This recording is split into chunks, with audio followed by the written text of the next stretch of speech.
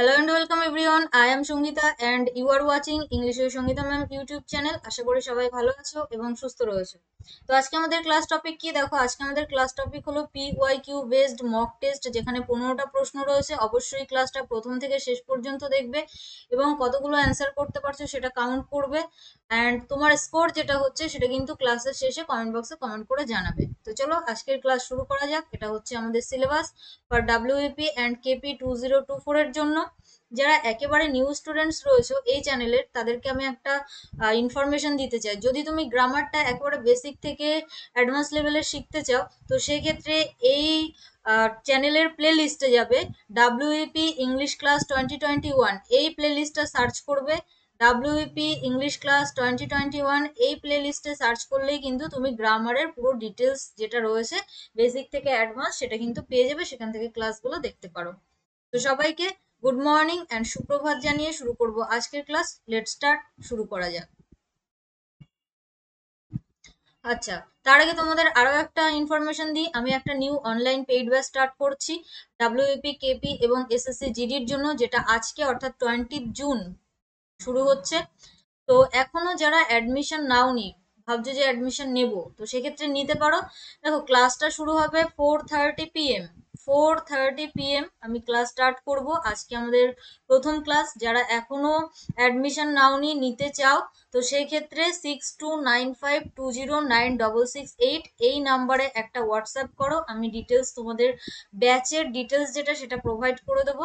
সেখান থেকে তোমরা অ্যাডমিশন নিতে পারো। তো কি কি সুবিধা পাবে দেখো, লাইভ ক্লাস করতে পারছো আমার সঙ্গে, সেই সঙ্গে রেকর্ডেড ক্লাস থাকছে, বেসিক থেকে অ্যাডভান্স শেখানো হবে, PDF নোটস পাবে, আর ডাউট ক্লিয়ারিং ক্লাস থাকছে, সেই সঙ্গে মক টেস্টও থাকছে। যারা ইচ্ছুক অবশ্যই 6295209668 এই নাম্বারে হোয়াটসঅ্যাপ করো।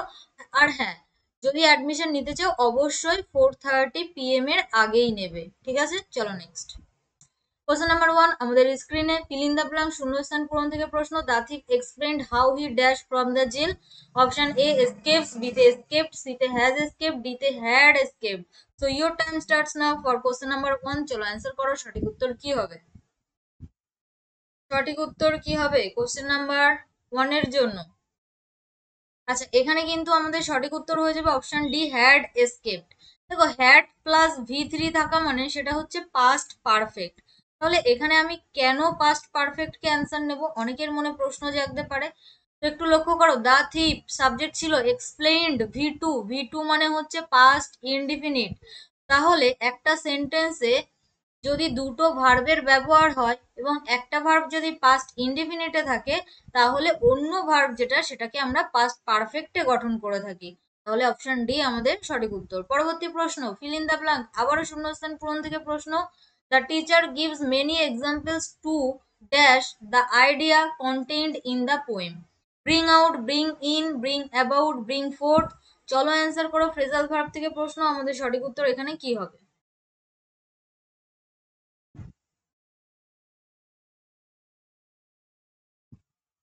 আচ্ছা, এখানে কিন্তু আমাদের সঠিক উত্তর হয়ে যাবে অপশন এ, ব্রিং আউট। ব্রিং আউট হচ্ছে আমাদের সঠিক উত্তর। ব্রিং আউট কথার অর্থ কি? এনিওয়ান? কোনো কিছু প্রকাশ করা, এরকম কিছু বলতে পারি। মেনি এক্সাম্পলস দিয়েছিল, উদাহরণ দিয়েছিল। ব্রিং আউট দ্য আইডিয়া, আইডিয়াটাকে প্রকাশ করার জন্য, যেটা কন্টেইনড ইন দ্য পোয়েম। ঠিক আছে, অপশন এ আমাদের সঠিক উত্তর। পরবর্তী প্রশ্ন কি বলেছে দেখো, আবারও শূন্যস্থান পূরণ থেকে প্রশ্ন। The more electricity you use dash your bill will be higher, will your bill be higher, will be higher your bill, the higher your bill will be. চলো অ্যান্সার করো। সঠিক উত্তর কি হবে? দেখো, এখানে মোর এর আগে আমরা দি এর ব্যবহার করেছি। কম্পারেটিভ ডিগ্রির পূর্বে আমরা সাধারণত দি এর ব্যবহার করি না, আমরা সুপারলেটিভ ডিগ্রির পূর্বে দি এর ব্যবহার করি। কিন্তু এটা একটা ব্যতিক্রম নিয়ম, যেখানে আমরা কম্পারেটিভ ডিগ্রির পূর্বে দি এর ব্যবহার করি। যত তত বোঝাতে, বাংলাতে যত তত বোঝাতে আমরা কম্পারেটিভ ডিগ্রির পূর্বে দি এর ব্যবহার করি। তুমি যত বেশি ইলেকট্রিসিটি ইউজ করবে, তোমার বিল যেটা সেটা তত বেশি আসবে। তাহলে এখানে দুটো ক্ষেত্রেই কিন্তু আমরা দি প্লাস কম্পারেটিভ ডিগ্রির ব্যবহার করব। তাহলে এখানে অপশন এ বি সি নয়, অপশন ডি হবে আমাদের সঠিক উত্তর। The higher your bill will be. এই দেখো, কম্পারেটিভ ডিগ্রির পূর্বে দি এর ব্যবহার ছিল, তারপর সাবজেক্ট ছিল, তারপর উইল বি ছিল। তো অপশন ডি আমাদের সঠিক উত্তর। পরবর্তী প্রশ্ন, কোশ্চেন নাম্বার 4, শূন্যস্থান পূরণ থেকে প্রশ্ন। There were two small rooms in the beach house there served as a kitchen, smallest of that, the smaller of them, the smaller of which, the smallest of which. চলো answer করো, সঠিক উত্তর কি হবে?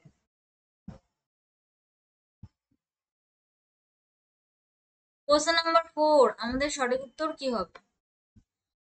এখানে সঠিক উত্তর হয়ে যাবে option B, the smaller of them.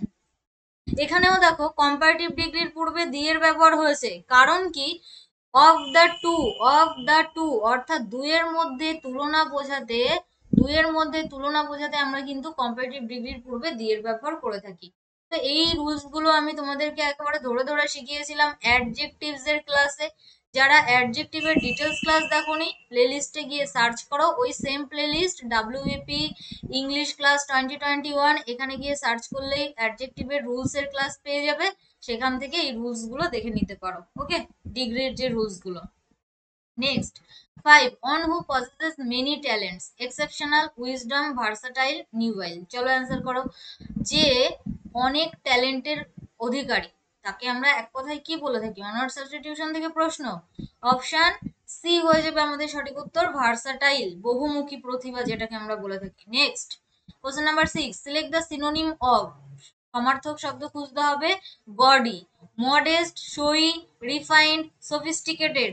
তো চলো অ্যান্সার করো, সঠিক উত্তর কি হবে? গডি মানে হচ্ছে হাসি খুশি বলতে পারো।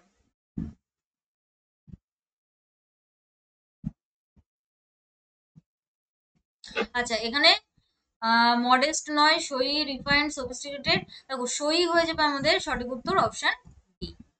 পরবর্তী প্রশ্ন,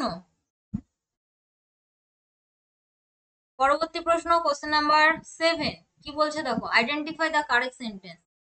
সঠিক বানান, সঠিক বাক্য যেটা সেটা আমাদেরকে খুঁজতে হবে।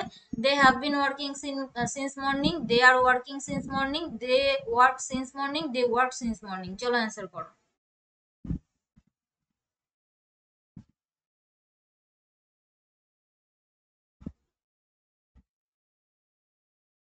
আচ্ছা, এখানে আমাদের সঠিক উত্তর হয়ে যাবে অপশন এ, প্রেজেন্ট পারফেক্ট কন্টিনিউয়াস টেন্স।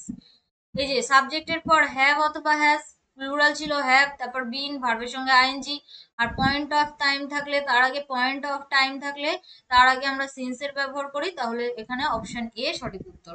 পরবর্তী প্রশ্ন, question number 8, choose the correct option. কি বলছে?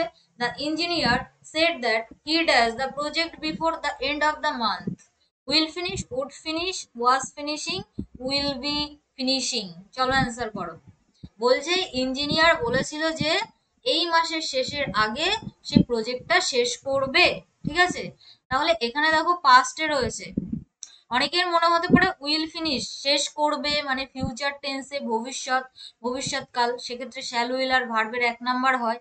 কিন্তু এখানে দেখো ন্যারেশন চেঞ্জের যে নিয়মটা আমরা করে থাকি, সেইড লিঙ্কার রয়েছে, তাহলে উইলটা উড হবে। তার মানে অপশন বি হয়ে যাবে আমাদের সঠিক উত্তর। Any doubt? দেখো কোনো প্রশ্ন নিয়ে যদি কোনো রকম ডাউট বা কনফিউশন হয় যে এই উত্তরটা হওয়ার কথা ছিল, ম্যাম আপনি এই অ্যান্সারটা কেন নিলেন, বা আপনার অ্যান্সারটা ভুল হচ্ছে, এরকম যদি কোনো ডাউট হয় মনের মধ্যে, সেই ক্ষেত্রে কমেন্ট বক্সে কমেন্ট করবে, আমি তোমাদেরকে রিপ্লাই করব। ঠিক আছে? আর হ্যাঁ, কত নাম্বার কোশ্চেন নাম্বার কত, সেটা অবশ্যই লিখে দেবে, তাহলে আমার একটু বুঝতে সুবিধা হয়। পরবর্তী প্রশ্ন 9, বলেছে choose the choose from the alternative the sentence which is in past perfect past tense. Perfect, আচ্ছা পাস্ট পারফেক্ট টেন্স অ্যাকচুয়ালি, তো এটা একটু উল্টে গেছে। পাস্ট পারফেক্ট টেন্স কোনটা রয়েছে সেটা এই 4টে অপশন থেকে খুঁজতে হবে। They have finish the work, they finish the work, they had finish the work, they had been finishing the work. চলো, পাস্ট পারফেক্ট টেন্সে কোন সেন্টেন্সটা আছে সেটা আমাদের খুঁজতে হবে। পাস্ট পারফেক্টে কি হয়?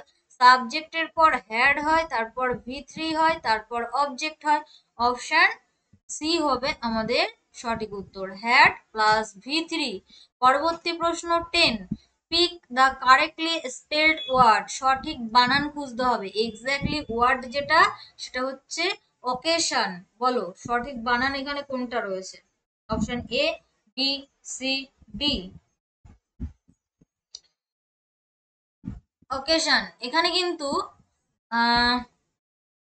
বি হয়ে যাবে আমাদের সঠিক উত্তর, option B. O double C A S I O N, অকেশনে একটা এস হয়, এটা মনে রাখলেই হবে, ডবল সি হয় একটা এস হয়।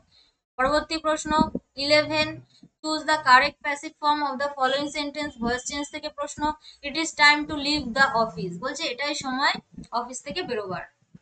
তো অপশন এ তে বলছে it is time to be left the office, it is time that the office should be left, it is time for the office to be left, none of the above. চলো answer করো, সঠিক উত্তর কি হবে? ইট is time যেটা সেই পার্টটা এরকমই থাকবে, তারপর দেখো টু লিভ, টু প্লাস ভি1, এটাকে আমাকে প্যাসিভ করতে হবে কিভাবে, টু বি তারপর ভি3, সেটা কোথায় রয়েছে? অপশন সি তে রয়েছে, দেখো it is time for the office to be left, option C our right answer. যারা অপশন সি অ্যান্সার করলে তারা একদমই সঠিক। Next 12, in the given sentence identify the segment which contains grammatical error, কোথায় grammatical error আছে সেটা খুঁজতে হবে। যদি মনে হয় কোনো ভুল নেই অ্যান্সার করবে নো ইমপ্রুভমেন্ট। আগে কোশ্চেন কি আছে চলো পড়ে নি। If I had played well I would have won the match, I played well, I play well, I am playing well, and option D তে নো ইমপ্রুভমেন্ট। অ্যাকচুয়ালি এটা well হবে, will নয়। চলো অ্যান্সার করো। ইফ এর সেই তিনটে কন্ডিশনের মধ্যে একটা কন্ডিশন, ইফ এর পর সাবজেক্ট, তারপর হ্যাড, তারপর ভি3 যদি থাকে, তাহলে আমাদের মেইন ক্লজ যেটা সেটা কি হয়, সাবজেক্টের পর উড অথবা কুড অথবা মাইট, তারপর হ্যাভ, তারপর ভি3 হয়। তাহলে সেই রুলটাই এখানে ফলো করেছে, তাহলে আমাদের অ্যান্সার নো ইমপ্রুভমেন্ট, মানে সেন্টেন্সটা সঠিক আছে, কোনো ভুল নেই। পরবর্তী প্রশ্ন 13, which of the following is a one word of, আচ্ছা অনওয়ার্ড সাবস্টিটিউশন থেকে প্রশ্ন। A government by a king or a queen, একটা গভর্নমেন্ট যেটা কিং অথবা কুইন দ্বারা চালিত হয়, মোনার্কি, অটোক্রাসি, অ্যারিস্টোক্রাসি, ডেমোক্রাসি। চলো অ্যান্সার করো, সঠিক উত্তর কি হবে?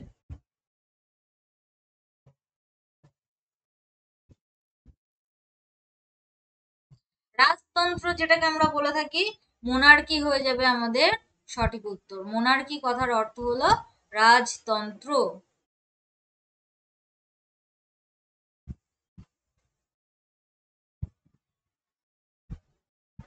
পরবর্তী প্রশ্ন 14, find out the correct sentence, সঠিক বাক্য যেটা সেটা খুঁজতে হবে। Each of the boys are clever, each of the boys were clever, each of the boys is clever, each of the boys have clever. চলো অ্যান্সার করো। এটা একটা রুল যে যদি কোনো সেন্টেন্সের শুরুতে ইচ সাবজেক্ট হিসেবে থাকে, সেক্ষেত্রে আমরা সিঙ্গুলার ভার্বের ব্যবহার করে থাকি।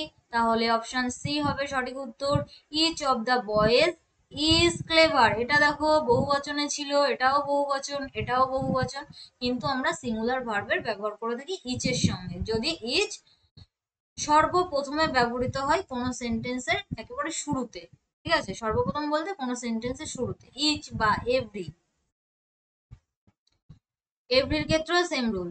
পরবর্তী প্রশ্ন, এটাই আজকের ক্লাসের শেষ প্রশ্ন, question number 15, he has been speaking continuously dash 5 o'clock since for from 2। চলো অ্যান্সার করো, সঠিক উত্তর কি হবে?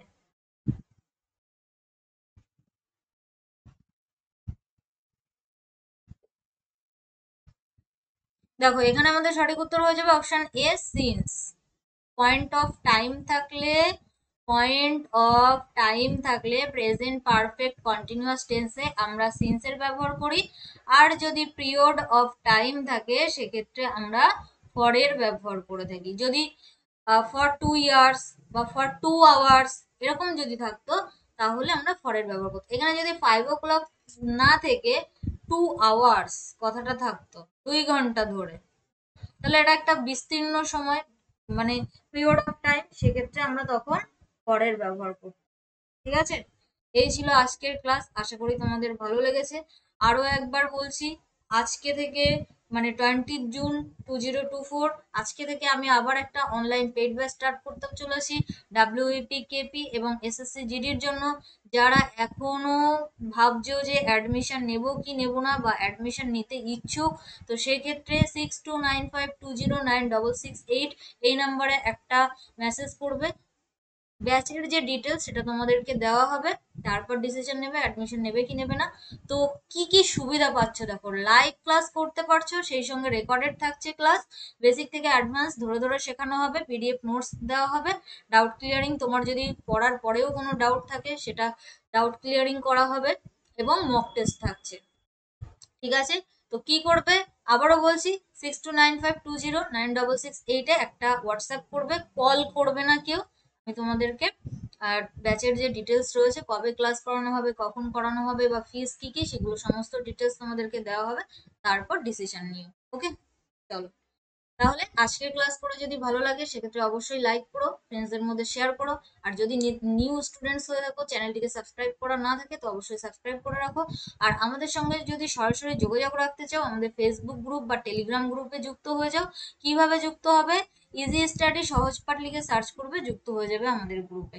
ফেসবুকে 14K+ মেম্বার্স রয়েছে, টেলিগ্রামে 3K+। ঠিক আছে, চলো, থ্যাংকস ফর ওয়াচিং, সবাইকে অসংখ্য ধন্যবাদ শেষ পর্যন্ত দেখার জন্য। once again, যদি তুমি নতুন হয়ে থাকো এই চ্যানেলে, ক্লাস করে যদি ভালো লেগে থাকে অবশ্যই সাবস্ক্রাইব করে রাখো for more updates and live classes. See you next time, tata, by.